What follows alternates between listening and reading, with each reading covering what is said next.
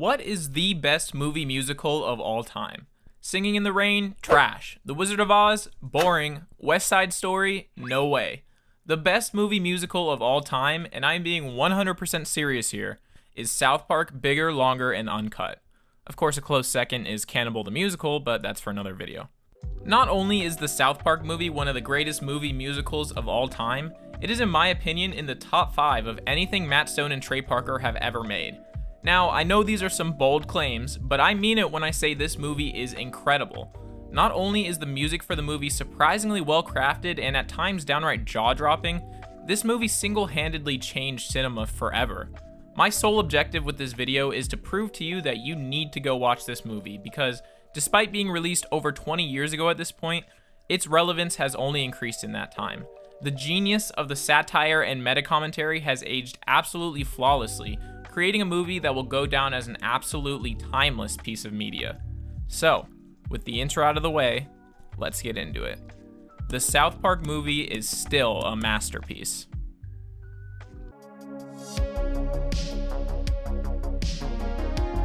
Now, to fully appreciate this movie, it's important to understand what went into making it from Matt Stone and Trey Parker. The production of this movie was truly a living hell for them. And no, I don't mean have a good time with Satan at a luau hell. I mean consistently fighting censorship from the MPAA in order to prevent the movie from being rated NC-17 hell. You may be asking, what is the MPAA? Well, MPAA stands for the Motion Pictures Association of America, and they are the governing body of the movie industry. They're the ones that give movies ratings based on their content and are the reason that you had to sneak into that R-rated movie you really wanted to see as a kid. Due to their conflicts with the MPAA, much of this movie acts as a statement against them.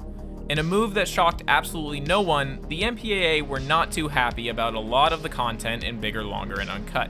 To fulfill their deal with Paramount, the movie needed to have an R rating.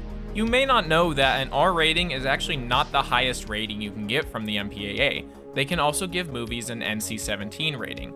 Well, when the first cut of the movie was slapped with an NC-17 rating, Matt and Trey took this as a sort of challenge. The MPAA gave them a list of things that they didn't like, and while they did change some of the things they suggested, each time they did, they would add something else that was equally or even more profane than the previous thing. This marked the start of a war between the creators and the MPAA. Every time a new cut of the movie was screened, it would receive an NC-17 rating, and each time Matt and Trey would change the things they pointed out but add something even worse. It went back and forth like this 5 times, with the movie receiving an NC-17 rating each time. It wouldn't be until the 6th cut of the movie that they would finally receive that R rating. I can't show it here due to the content, but there is a copy of one of the memos Matt Stone sent to the MPAA after their movie was rejected for a second time, and it is quite possibly one of the funniest formal exchanges I have ever read. I'll link it in the description for you guys to read. Despite receiving their R rating, this wasn't the end of their problems with the MPAA, as there was an issue with the title of the movie. The original name for the movie was South Park All Hell Breaks Loose. The MPAA would not accept this name, as they claimed that they would not allow the word hell to be in the title of movies. Despite the fact that previous movies had been approved with the word in their title, Matt and Trey decided not to fight it and changed the name of the movie.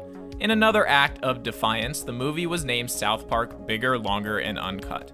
This was obviously meant as a double entendre, and I'm sure all of you can pick up on what else can be described using those specific adjectives. Despite the somewhat obvious undertones, the MPAA did not pick up on the joke and approved the title for the movie. They would later realize what the name actually meant, but at that point it was too late for it to be changed. Now, I have to note that the MPAA denies this claim, stating that the original name was never submitted, but Matt and Trey themselves have claimed the opposite, so I'll let you choose who you want to believe. During production of the movie, they also learned that at the time the MPAA had a policy on swearing in movies, making it mandatory for a movie to be rated NC-17 if it has 400 or more swear words. So of course, the movie contained exactly 399 uses of swear words. Eventually, the movie was released to theaters, where it grossed $83.1 million and broke the record for the highest grossing R-rated animated film. It held this record until 2016, where it was surpassed by the far superior Sausage Party. Immediately after the release of the film, the president of the MPAA made a statement expressing his regret in not giving the movie an NC-17 rating. Now, we're pretty far into the video already, and I haven't even talked about the movie itself and what makes it so good. But I promise all of this was important, as you will begin to see right about now. First thing I need to mention is that the music in this movie is truly incredible. Every song is hilarious and incredibly well crafted to an extent that would be shocking if I weren't aware of Matt and Trey's critically acclaimed musical, The Book of Mormon, that won 9 Tony Awards. So yes, they know how to make a musical. The film begins with the song Mountain Town, likely immediately confusing all of the fans of South Park watching the movie, as the movie was never advertised to be any kind of musical. The song contains no swearing and is a wholesome look at the town through the eyes of a child, Stan, discussing what a beautiful day it is in their quiet mountain town.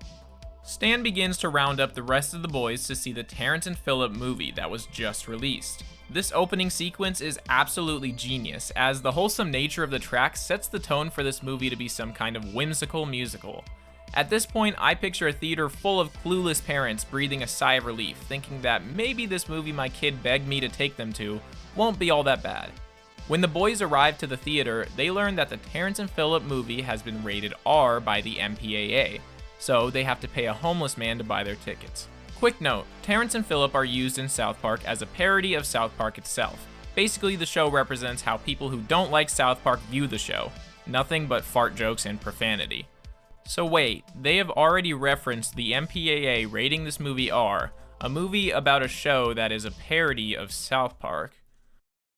Oh, I see where this is going.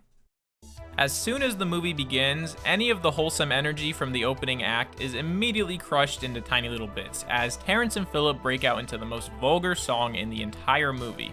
So vulgar that I can't even say the name of it in this video for fear of being demonetized. The people in the theater quickly begin leaving, discussing how the movie is vulgar garbage. What's garbage? Well, what do you expect? They're Canadian. Based on anecdotes by people who saw this movie in theaters, real life mirrored this scene incredibly well, as the musical number caused all of those parents I mentioned earlier to immediately leave with their children. In case you haven't figured it out yet, this movie is about this movie. That may sound a bit confusing, but you'll understand by the end. After all of the kids in the 4th grade watch the movie, they begin to swear and curse just like in the movie. When the parents find out, Kyle's mom immediately begins to blame the movie for their dirty language. The kids are sent to Mr. Mackey in an attempt to prevent them from swearing. They perform the song It's Easy N'K, where Mr. Mackey provides them with plenty of replacement words for the swear words they've been using. To celebrate, they go see the movie again, and Kenny dies attempting to recreate a stunt from the movie. This becomes a national news story, and the parents all become outraged at the influence this movie has had on their children. The parents are questioning who is to blame for all of this, and Kyle's mom provides an answer in the form of a musical number.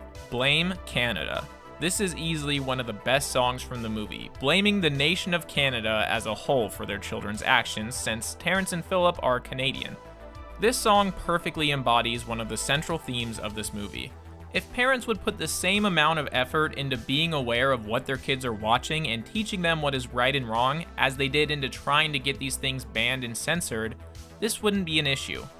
This whole theme is even more relevant today with the age of the internet and parents handing their kids iPads when they don't want to actually be a parent. It's not the fault of whatever content the child is consuming, it's the fault of the parents. The song concludes with a fitting ending. I would play it here, but it would get copyrighted, so I'll just read the lyrics. The smut we must stop, the trash we must smash, the laughter and fun must all be undone. We must blame them and cause a fuss before someone thinks of blaming us. Truly the only self-aware moment the parents have in the entire movie. This song was so well made, it was even nominated for an Oscar. These themes continue as Kyle's mom is so dedicated to stopping Canada, she leads the country as the new Secretary of Defense into a war against Canada, all while completely ignoring her actual son, the one that she is supposedly fighting for. Meanwhile, Kenny is in hell, where he watches a relationship unfold between Satan and Saddam Hussein. Saddam is incredibly manipulative towards Satan, essentially using him for his body and trying to become the ruler of Earth when Satan rises to take over. Satan is portrayed as a vulnerable, emotional character who simply wants to be free from the confines of hell. I'm sure I don't have to point out the hilarious irony in Satan being a kind and caring individual, But this is taken to the next level when Satan sings Up There, a song that is essentially a Disney princess song lamenting his desire to be free up on Earth. To add to the irony, it is also the only other song in the movie besides Mountain Town to contain absolutely no swearing. Honestly, genius. Throughout the movie, Kenny is the only one that Satan can talk to, as he provides Satan with lots of advice about how he should leave Saddam and live his life how he wants. A little fun fact about this movie, when Saddam Hussein was captured in real life, the US military reportedly showed him this movie several different times, and apparently he was a fan of it. So much so that Matt and Trey claim they received a copy of the movie that was signed by Saddam Hussein from the US military. That is just absolutely insane. Back up on Earth, Terrence and Philip are being held as war criminals anticipating an execution. About halfway through the movie, it becomes a full-blown Les Miserables parody, with the boys forming La Resistance, a resistance group with the goal of busting Terrence and Philip out. This gives us what is undoubtedly the best musical number in the entire movie, as Gregory leads the team in a song reminding them of what they're fighting for, declaring that though they may die, La Resistance lives on. Although you die, La Resistance lives on. As the song continues, several previous songs begin to get woven in, showing the perspective from each side of this upcoming battle, all of which are declaring that tomorrow night is the night everything will be settled. The song becomes a medley of several of the previous songs, consistently building to an epic crescendo by the end. The style of this song is basically a direct parody of One Day More from Les Mis, though it is done so well that it feels more like an homage to the musical itself. I really wish I could play part of it for you guys, but it will get copyrighted, so you'll have to go listen to it yourself. This is without question my favorite song and moment in the movie, and nothing else even comes close. After recruiting the mole to help them break into Terrence and Philip's execution, tomorrow night comes, and the plan is set into action. The attempt to retrieve Terrence and Philip doesn't go to plan, and as it's happening, the Canadians suddenly attack. The result is a bloody and gruesome war, one that is so violent I can't show much of it on YouTube. This is all done to further point out the absurdity and hypocrisy of the censorship from the MPAA. While creating this movie, they received tons of notes from the MPAA about what they weren't allowed to show or say, but there were never any notes about the gruesome violence that takes place during this battle. Sheila says it best in her opening for the execution. Just remember what the MPAA says. Horrific, deplorable violence is okay, as long as people don't say any naughty words. This war is both literally and metaphorically a war against censorship, a fight for free speech. It's South Park versus the MPAA and anyone attempting to censor them. This all comes to a head when Satan and Saddam rise from hell to take over. One thing I forgot to mention earlier is that Cartman was implanted with a V-chip, which shocks him whenever he swears to prevent him from swearing. After he was electrocuted trying to break out Terrence and Philip, it begins malfunctioning and sending out bolts of electricity when he swears. He realizes what this means, and in a last-ditch effort to stop Satan and Saddam, he basically goes Super Saiyan and charges up a massive blast by saying every swear word imaginable and topping it off with the worst of them all.